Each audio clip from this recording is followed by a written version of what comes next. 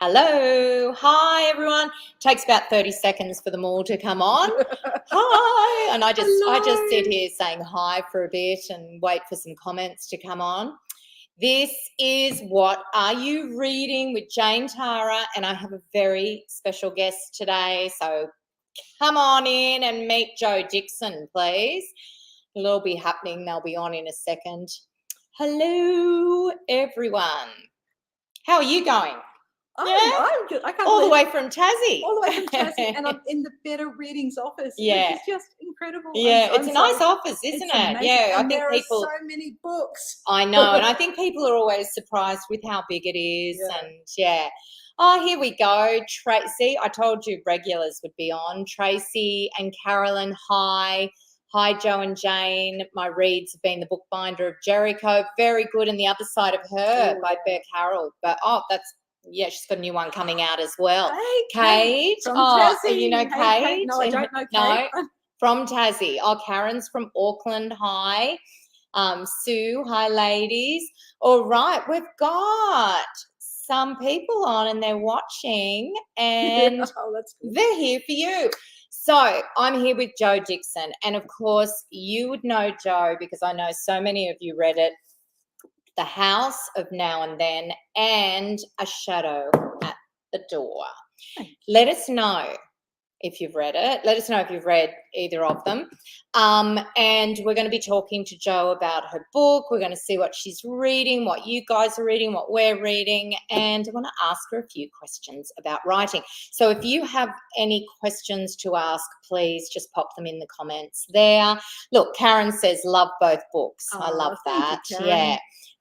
Kate, the book lover. Yes, I do know Kate. Yes. Good. See, I do. We've got them all on here. Teresa, g'day, reading the persimmon. How do I say that? Persimmon tree. I'm having a dyslexic stumble over that. Brilliant storyteller of epic tales. Very good. Alita, hi Jane and Jo. Loved both books. Thank you, Jo. That's really nice. Jane says, reading Come Rain or Shine by Tricia Stringer. Love her books. We love her books as well, and we love her. She's a great friend to us. Kaz, I'm reading Tilda is Visible by Jane Tara. I've never heard of that book. I'll have to check it out. Win, hi ladies, reading The Great Undoing by Charlene Alsop. Very good. And Sally Smith has nearly finished Chai Time at Cinnamon Gardens. So, and I love Shankari as well. She's wonderful. Okay, so Jo Dixon, all the way from Tassie, here today to talk about, and so honestly, these books have been so popular. So I know a lot of you have read them, or particularly the first one, The House of Now and Then. The latest, give us the elevator pitch, Jo. Okay. I'm going to hold it up here so people can see the cover. Shadow at the Door, set in Hobart. It's a story of Remy, who's a reclusive ex-actress who has spent the last few years renovating a horrid, dank, manky old house. It's her pride and joy. It's the best thing she's ever done. It's her home. And then the dastardly husband tries to put the pressure on to make her sell it. And the only way she can get out of a financial quandary is to take in two tenants, which is, as a recluse, is kind of uncomfortable. Things start to go wrong, and I guess the question is, has she let danger in to her own home? Has she let danger in through the front door? Or is someone else out to get her? And are they all now in danger? Dun, dun, dun. You'll need a chiropractor after reading this because it's like a really tense read. So Janine, hi, Jane and Jo. I'm reading Sea Captain's Wife by Jackie French. Enjoying immensely. Loved both your books, Jo. Thank you, Janine. Very good. So tell me about where the inspiration for this came. There are actually two. Probably the first one is that I did renovate a manky squat of a building in Hobart before the prices took off, and it was foul. It was so foul. The guy had been stripping his motorbike in the front lounge room, so there was old oil. It was so full of mold. It was revolting. Put blood, sweat and tears into it, turned it into a beautiful little home. It's nothing like the house in Shadow. It's just a small cottage, but it was so satisfying. And the thought of someone ripping that away from me, you get quite attached to something that you've put so much effort into. So that was the first thing. The second one was the question of taking tenants and living in a share house as an older woman. And I had a friend who changed her course of her life, and she went from being high-powered corporate, came down to Tassie to study, and she had to take in tenants. And this process of finding someone to share your home with when you're used to your independence. And you go on these websites, they're like dating websites. You know, you've got to put up a profile, and then you have to go on your gut instinct and let these people into your home to share the room next to yours, and it's not the same as when you were an 18-year-old student. So I was quite inspired by some of the people that she got through her door and that she had to live with. So those two things. It's interesting because I know quite a few women who, you know, after divorce have had to do that as well. So, yeah. It's a great kind of starting point and seed for an idea. So who else have we got here? I'm jumping ahead here. Sorry, guys. But Alita, reading The Cryptic Clue by Amanda Hampson, another fun romp. Yes, with the tea ladies. That's right. Hi, ladies. Jo. Look, I say your name wrong every week. Is it Iona or just put in the how I pronounce it, because I see you every week. I feel like we know each other, and you're probably going, she really needs to learn how to pronounce my name. So anyway, she thoroughly enjoyed your books. That's great. Bev says, have read Shadow at the Door. Have read Shadow at the Door. Have not read A Shadow at the Door yet. Oh, went to the book launch and met Jo. Oh, there you go. Hey, Bev. Yeah. Oh, you know Bev? I'm just trying to look at the picture. I think I remember Bev. Met Bev at the book launch. Fantastic. Okay. Oh, so Malvina, another one of our regulars. Hi, Jane and Jo. The House of Now and Then is at the top of my to be read pile. Oh, I hope you enjoy it, Malvina. Very good. How big is that to be read pile, Malvina? I'm guessing it's quite big. And hi, Jane and Jo. I loved Shadow at the Door. Thanks to a better reading book review. Excellent. That's great. All right. So what is, because you are now, well, you've got a third one that is due out early next year. So that's a lot, 3 in 3 years. What's your writing day look like? So I'm very fortunate. I write full-time now. I've got a little writing studio separate to my house. I live on property, so we've got a lot of animals. I don't have to go out for paid work, which is great. But I do have a lot of jobs to do around the farm. So the day starts with animals, feeding, and chores outside for a couple of hours.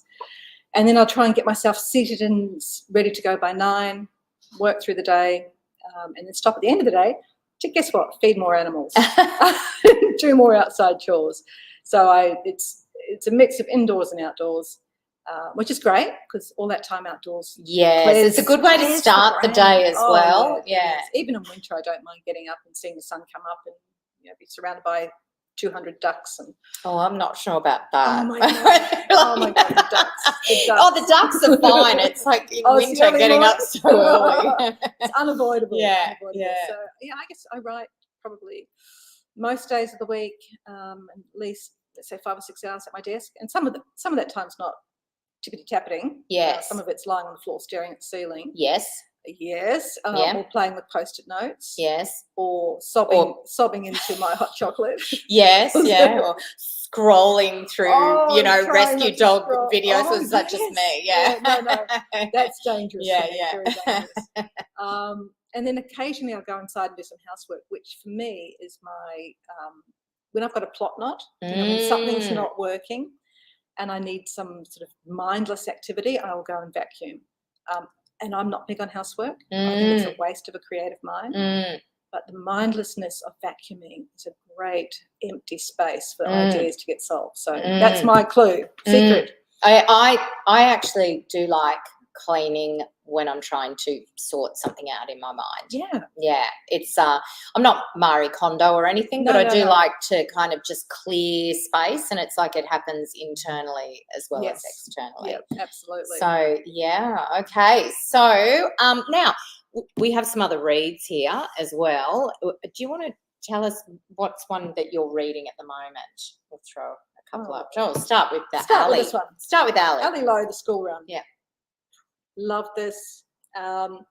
Ali's popular here. Ali writes these characters that at first glance you think, oh, I don't like her, you know, but as the story goes, you come to understand the characters and you have a lot more sympathy and empathy for them. Plus they're twisty, you don't see what's coming. Love her work. Yeah. Thoroughly enjoyed that. So thumbs up for that one. Sarah Bailey brought out her, I'm going to run in front of me, isn't it? There we go. Takes a bit to get used to, doesn't it? Yeah. Going that way. Yeah. It's her Gemma Woodstock character, police officer, small town. It's been a while since your last one, so it was fantastic to get this out again. Good police procedural with family drama in it. Thoroughly enjoyed that. I'll throw one up. Do we have Sarah Bailey? Did we have a podcast with her? I don't think it's out yet, is it? No, not out. So hold on tight. There is one coming out probably in about a week. So we do have that. Lauren Chater's latest book has just been released, The Beauties. And, of course, she wrote The Lace Weaver, and I'm just having a blank on the other one, The Lace Weaver, and I can see the cover of it. But anyway, she writes wonderful historicals. And this is a great read about power and women and beauty, and also sort of all the world's a stage. A lot of it is set sort of in the theatre in 17th century court of King Charles. So I know a lot of you will be waiting for that one. And Victoria Perman. This has been so popular with the preview as well. Is this the final cover? Is it? Have we got the actual final cover? I'm not sure. Here it comes, because I absolutely, here it is here. Check that out. Like just the whole thing. The whole book is amazing.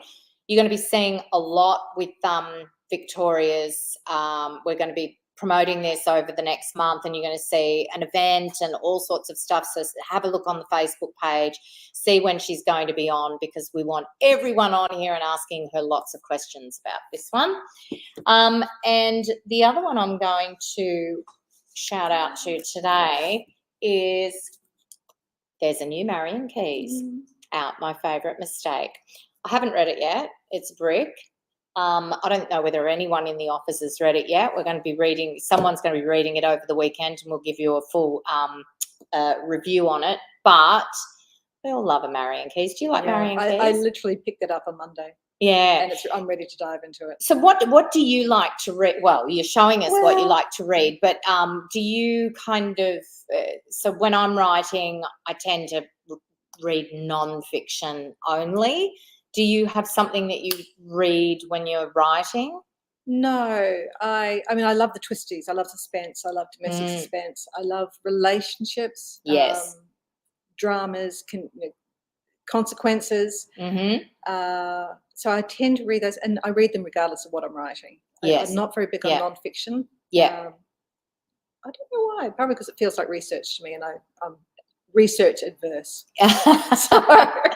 Oh, see, I'm a total dork for it. I love to throw myself into all sorts of research, and also because I'm reading, the hard copies in fiction at work, and I do a lot of driving, it's all non-fiction. I do Audible, and I've got my Borrow box, and I download my different non-fiction books, and I tend to listen to sort of self-help in the things like neuroplasticity and health and wellness and stuff like that. So I probably listen to podcasts a lot. So my auditory entertainment is podcasts. Yes. Books are, all the ones that I love. Yeah. Tell yeah. us about Gary Oh. Disher while you're at it. I've actually got. I was reading that over the weekend. So Gary Disher, I don't know how many books he's up to. He's a prolific Australian crime writer. He's been around for a long time. This one, for anyone who knows Gary Disher, he had a series early on about Wyatt, a likable thief. This is about Grace, who is a likable thief, but a woman who's trying to get away from her life in the thieving world. Gets caught up in someone else's drama and someone's out to get her. So multiple points of view, set in the Adelaide Hills, so great for that. A bit of a romp, a quick page turner, and really engaging. So it's one of those books that the character's flawed, but you like her. You like her a lot. Yeah. So I actually started reading because I love his writing. Yeah. Over the weekend, but there was the whole like Bondi Junction thing, and I live down the road, and we know a lot of young women who were working in stores. I thought I can't, just in case there's, you know, any sort of violence towards women in this, I just can't. So I put it away, and I will go back to it later because he's just such a polished writer. I love the way he kind of, you know, puts a sentence together. Can you hear thunder? Yes. I hope my dog is medicated at home. So tell me, are you a plotter or a pantser? Or somewhere in between. Started out when I first started writing The House of Now and Then, very much a plotter. And when I start a new project, I brainstorm and I put ideas down, and then I extrapolate it out into a scaffold of a plot. But as I'm progressing with my writing career, I seem to be allowing a lot more space for surprise. Yes. And the one I've just finished writing, I kept changing the ending. In fact, I didn't really have a solid ending that I was happy with until Friday last week. Oh. So. Wow. Yeah, okay. It's come together. So you write in a linear I do way, and you know, you don't know how it's going to end, or well, when I did the House of Now and Then, which is dual timeline, I still wrote it in a linear fashion, jumping from one timeline to another, getting a sense of the rhythm of the story. Yes, that one I very much knew how it was going to end. Shadow at the Door, I knew how it was going to end. It's just this most recent one that was a slightly different process, written a bit faster. Experience is giving me a bit more speed, I guess. But I've also, having had sort of these first two books written, learning to be open to amazing twists or surprises or things that shock me as it goes along. So scaffold. Yes. Start. Yep. Right. Yeah. And go, wow. Yeah. When things jump I do think that you always need to have some space there, that whatever that creative force is will just throw things in. You go, well, I never predicted that, but you know, but I wrote it. Yeah. Well, I think there's a twist in The House of Now and Then that is one single chapter. That's a major twist. I did not know that was going to happen until about my 105th rewrite of it. Yes. And then it hit me. I went, wow. And if that was a surprise and shock to me, it would be a surprise and shock to the reader.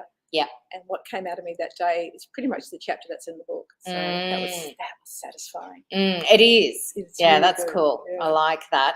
Let's have a look and see who else is here. Sorry that we're jumping about, but Jo is going to go back on later and say hi to anyone who says hi to her. So Deborah says, hi ladies, reading Devil's Kitchen by Candice Fox. Very good, on the recommendation of our local QBD bookshop. Excellent. That's where you should be going for local bookstores for recommendations. Ilona. Oh, Ilona. Duh. I knew. Yeah, I actually do know someone. Yeah, sorry. Okay, all right. Very good. I know it now, and that was Sally who told me. All right, the school run is my next read. That's Jane. Fantastic. The Winter Dress. That's it. Thank you. Thanks, Kate. And Kate says, love the radio hour. It's just, and that was such a popular preview for us. Like, we could have given away 800 copies of that. Hi, ladies. I'm reading D'Urville McTiernan. What Happened to Nina? Segue. You've got that there. Loved it. This is Dervla's an amazing writer, and this one's set in America, and you know from the outset pretty much what's happened, but the exploration of what parents will do to protect their children, and it's more a question of how far are they going to go. It was so clever, and it just kept me turning the pages. Loved it. It's been so popular, going gangbusters at the moment. Teresa, Marion Keys is always a good read. Melissa, hello, Jane and Joe. I've just read Search Party by Hannah Rochelle. Yep, yeah. Love that. Okay, Stacey says, I like to read suspense and romance. Sonia is The Last Devil to Die, Richard Osman, and we had him in here. It was so lovely. Did you? Yeah, it was so lovely to meet him. Such a lovely man and tall. Sarah says, I love reading, fantastic. And Bev says, I love the twists in The House of Now and Then. Thank you, So Bev. can you tell us anything about the next one, or just I can tell you a little bit about it. Title is yet to be confirmed, but it's set in Tassie again, different area of Tasmania, right down the southern tip, and it's a story of a best-selling author who it's about to be exposed for making up some things outside of the fiction world. So she's made up some fabrications in her life. She's about to be exposed, so she heads back home to Tasmania, brings her oldest and dearest friends and gets them to come and have a week with her. Have a great time to start with, daggy dancing, bad karaoke, too much champagne, and then all of them seem to have secrets and revelations to make. Friendships get stretched, and then it becomes a greater expose on our author, when it looks like she maybe didn't write her first 3 books. I'm loving this. Where's my copy? And then she disappears. Oh. And the question there is she another victim who's just walked into the bush and disappeared? It happens in the Tasmanian wilderness all too often. Has she taken her own life? Has someone done her in? Has she disappeared voluntarily? Oh. And my log line, which is not official, so this may not make it, yeah, is that your oldest and dearest friends know you best and forgive you the most, or do they? I'm going to be making some calls this afternoon to find out.